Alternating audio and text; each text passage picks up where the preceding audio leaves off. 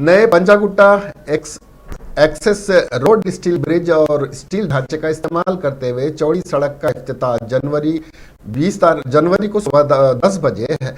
Animal husbandry के minister Talasani Srinivas Yadav, mayor GHMC Vijayalakshmi और दीगर मुंतखब नुमाइंदे करेंगे। इस मौके पर सभी मौजूद रहेंगे। इफ्तिताही तकरीब में इन लोगों की शिरकत यकीनी है। पंजागुट्टा से आने वाली और केबीआर पार्क जंक्शन की तरफ जाने वाली ट्रैफिक को कम करने के लिए बनाई गई यह सहूलत जीएचएमसी के जरिए 17 करोड़ रुपए की तखमीनी की लागत से तैयार की गई है।